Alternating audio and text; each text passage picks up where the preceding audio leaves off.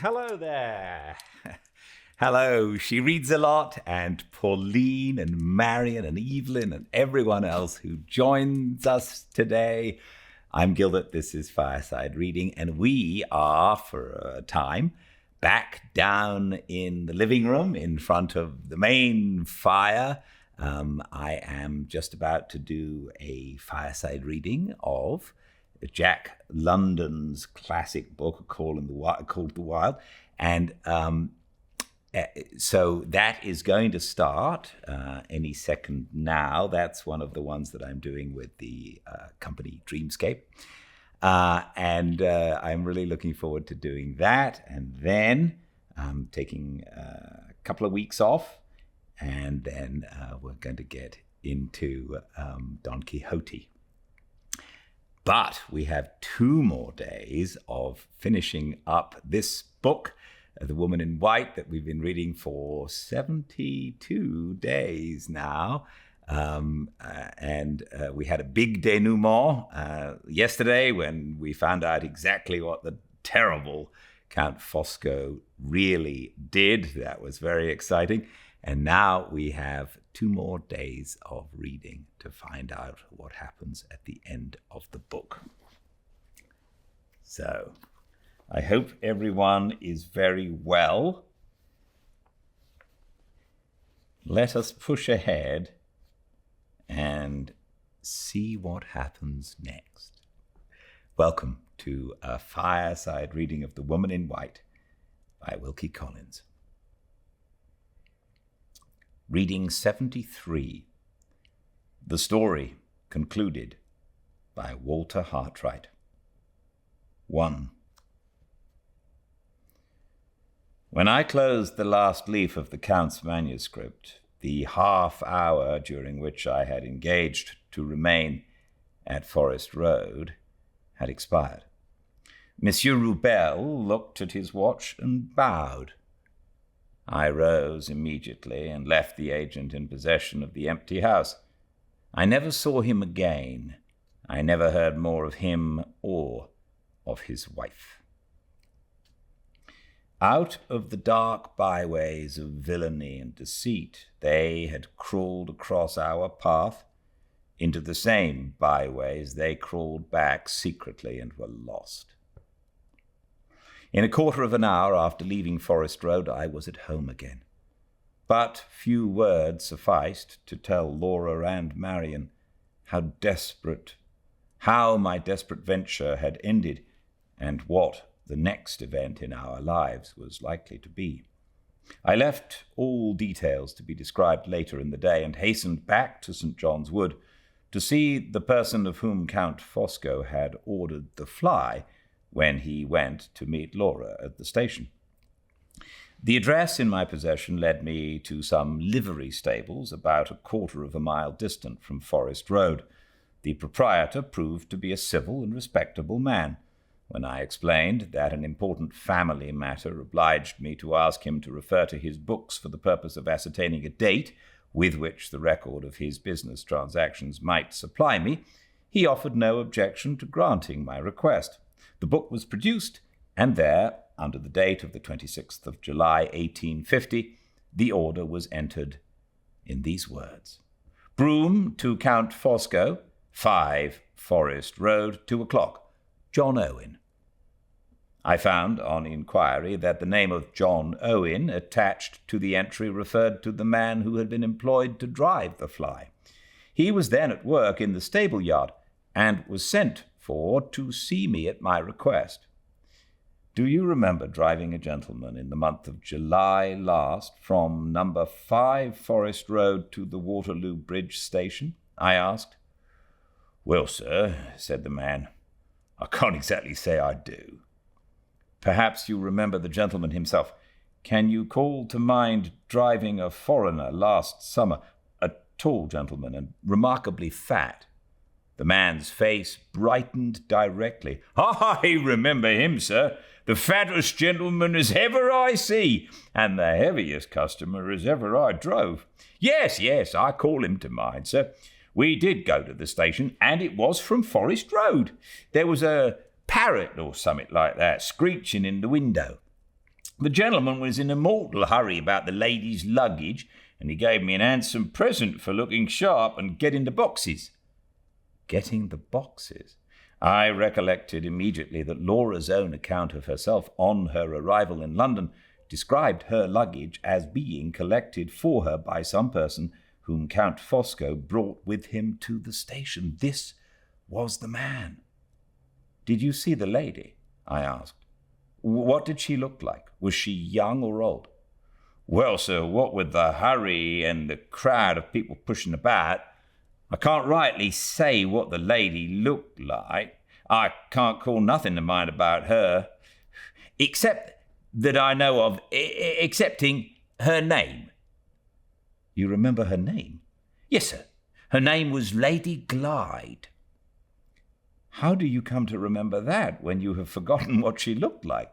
The man smiled and shifted his feet in some little embarrassment. "Why, to tell you the truth, sir," he said, "I hadn't been long married at that time, and my wife's name, before she changed it for mine, was the same as the lady's, meaning the name of Glyde, sir. The lady mentioned it herself. 'Is your name on your boxes, ma'am?' says I. 'Yes,' she says. 'My name is on my luggage. It is Lady Glyde.' 'Come,' I says to myself, 'I've a bad head for gentlefolks' names in general, but this one comes like an old friend at any rate.' I can't say nothing about the time, sir. It might be nigh on a year ago, or it mightn't, but I can swear to the stout gentleman and swear to the lady's name." There was no need that he should remember the time. The date was positively established by his master's order book. I felt at once that the means were now in my power of striking down the whole conspiracy at a blow with the irresistible weapon of plain fact. Without a moment's hesitation, I took the proprietor of the livery stables aside and told him what the real importance was of the evidence of his order book and the evidence of his driver. An arrangement to compensate him for the temporary loss of the man's services was easily made, and a copy of the entry in the book was taken by myself and certified as true by the master's own signature. I left the livery stables, having settled that John Owen was to hold himself at my disposal for the next 3 days, or for a longer period if necessity required it. I now had in my possession all the papers that I wanted, the district registrar's own copy of the certificate of death, and Sir Percival's dated letter to the Count being safe in my pocket-book. With this written evidence about me, and with the coachman's answers fresh in my memory, I next turned my steps, for the first time since the beginning of all my inquiries, in the direction of Mr. Curll's office. One of my objects in paying him this second visit was necessarily to tell him what I had done. The other was to warn him of my resolution to take my wife to Limmeridge the next morning, and to have her publicly received and recognized in her uncle's house. I left it to Mr. Curll to decide under these circumstances, and in Mr. Gilmore's absence, whether he was or was not bound, as the family solicitor, to be present on that occasion in the family's interests. I will say nothing of Mr. Curll's amazement, or of the terms in which he expressed his opinion of my conduct from the first stage of the investigation to the last. It is only necessary to mention that he at once decided on accompanying us to Cumberland. We started the next morning by the early train. Laura, Marion, Mr. Curll, and myself in one carriage, and John Owen, with a clerk from Mr. Curll's office, occupying places in another. On reaching the Limmeridge station, we went first to the farmhouse at Todd's Corner.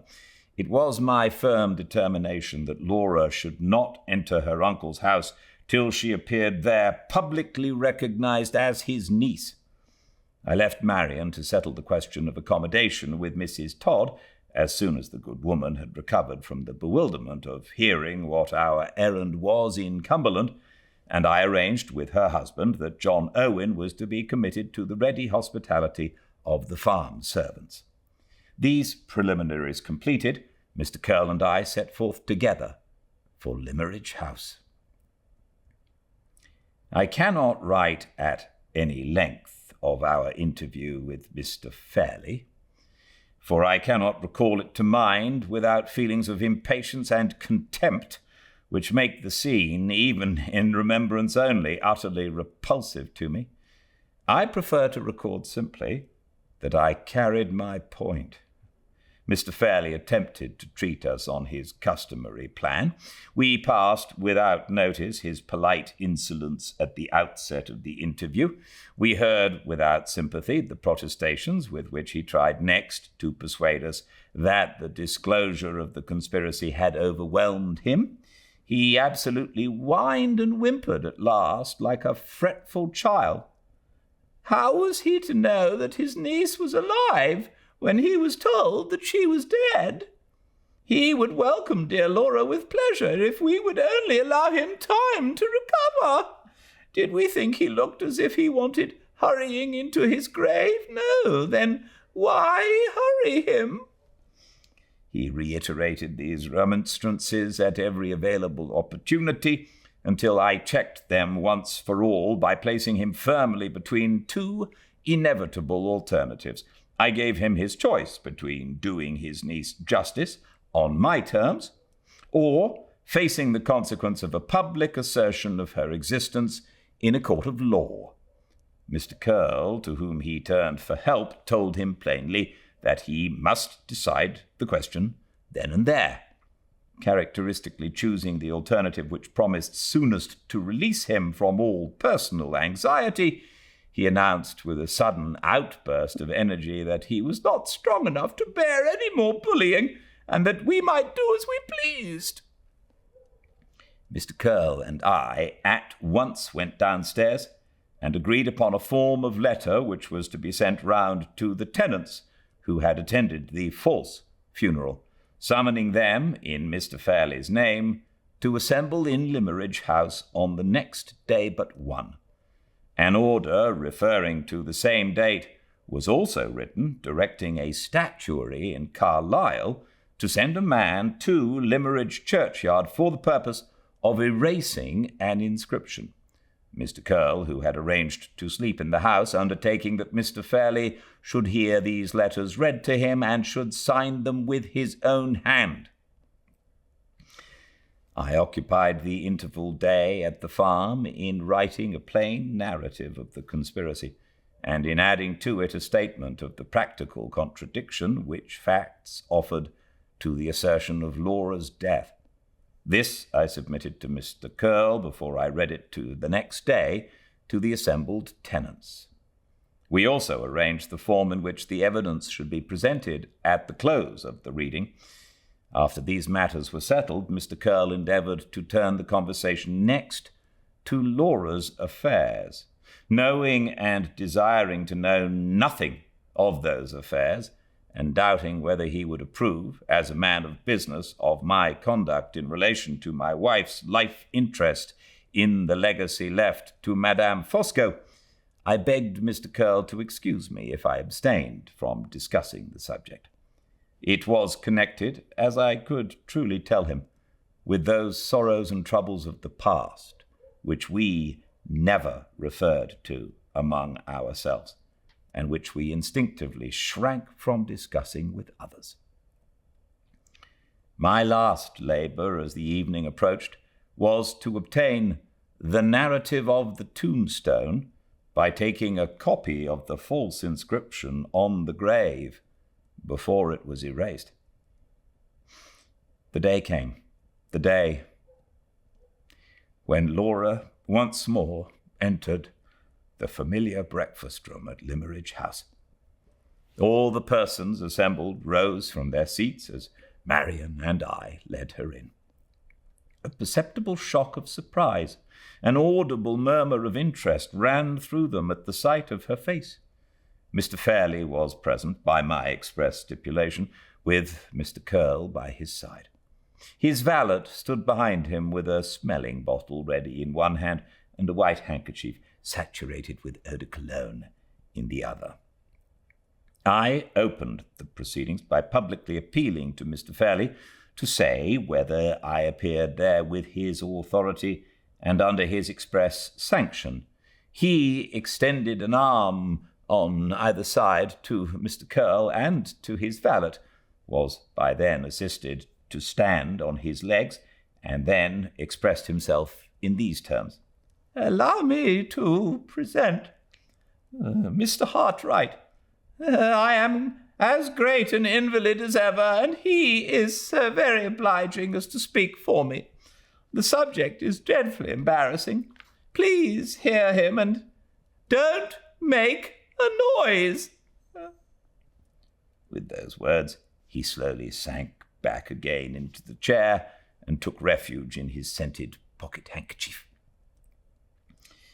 The disclosure of the conspiracy followed after I had offered my preliminary explanation, first of all in the fewest and the plainest words. I was there present, I informed my hearers, to declare, first, that my wife, then sitting by me, was the daughter of the late Mr. Philip Fairley. Secondly, to prove by positive facts that the funeral which they had attended in Limmeridge was the funeral of another woman. Thirdly, to give them a plain account of how it had all happened. Without further preface, I at once read the narrative of the conspiracy, describing it in clear outline and dwelling only upon the pecuniary motive for it, in order to avoid complicating my statement by unnecessary reference to Sir Percival's secret. This done, I reminded my audience of the date on the inscription in the churchyard, the 25th, and confirmed its correctness by producing the certificate of death. I then read them Sir Percival's letter of the 25th, announcing his wife's intended journey from Hampshire to London on the 26th.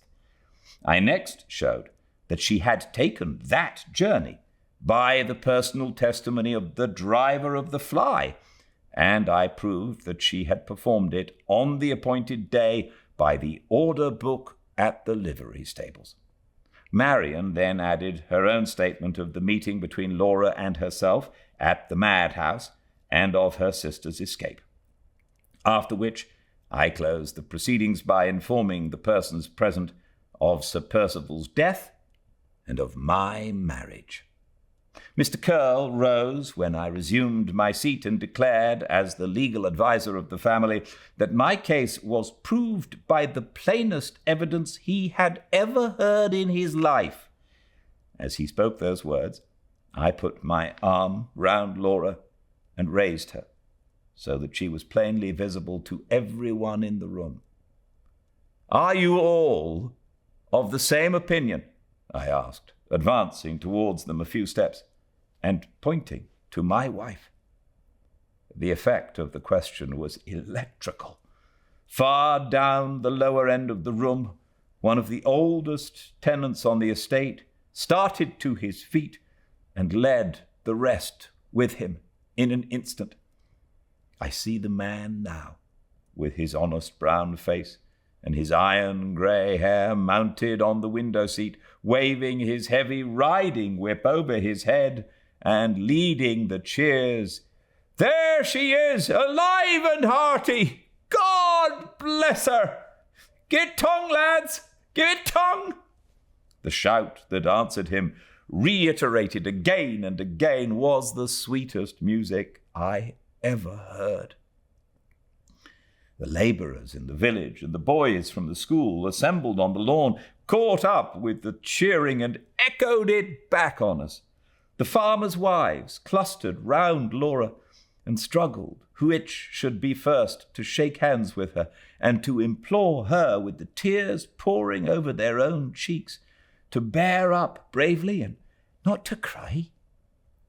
She was so completely overwhelmed that I was obliged to take her from them and carry her to the door. There I gave her into Marian's care, Marian, who had never failed us yet, whose courageous self-control did not fail us now. Left by myself at the door, I invited all the persons present, after thanking them in Laura's name and mine, to follow me to the churchyard and see the false inscription struck off the tombstone with their own eyes. They all left the house, and all joined the throng of villagers collected around the grave, where the statuary's man was waiting for us. In a breathless silence, the first sharp stroke of the steel sounded on the marble. Not a voice was heard, not a soul moved, till those 3 words, "Laura Lady Glyde," had vanished from sight. Then there was a great heave of relief among the crowd, as if they felt that the last fetters of the conspiracy had been struck off Laura herself, and the assembly slowly withdrew.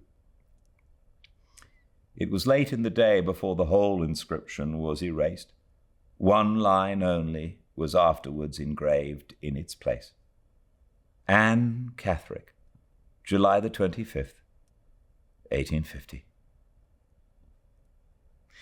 I returned to Limmeridge House early enough in the evening to take leave of Mr. Curl. He and his clerk and the driver of the fly went back to London by the night train. On their departure, an insolent message was delivered to me from Mr. Fairley, who had been carried from the room in a shattered condition when the first outbreak of cheering answered my appeal to the tenantry. The message conveyed to us Mr. Fairley's best congratulations, and requested we know whether we contemplated stopping in the house.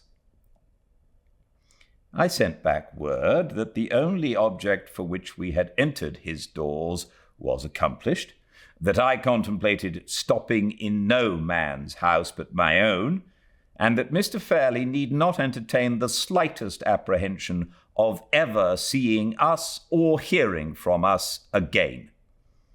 We went back to our friends at the farm to rest that night, and the next morning, escorted to the station with the heartiest enthusiasm and goodwill by the whole village and by all the farmers in the neighborhood, we returned to London. As our view of the Cumberland hills faded in the distance, I thought of the first disheartening circumstances under which the long struggle that was now past and over had been pursued. It was strange to look back and see now that the poverty which had denied us all hope of assistance had been the indirect means of our success, by forcing me to act for myself. If we had been rich enough to find legal help, what would have been the result? The gain, on Mr. Curl's own showing, would have been more than doubtful. The loss, judging by the plain tests of events as they had really happened, certain. The law would never have obtained me my interview with Mrs. Catherick. The law would never have made Pesca the means of forcing a confession from the Count.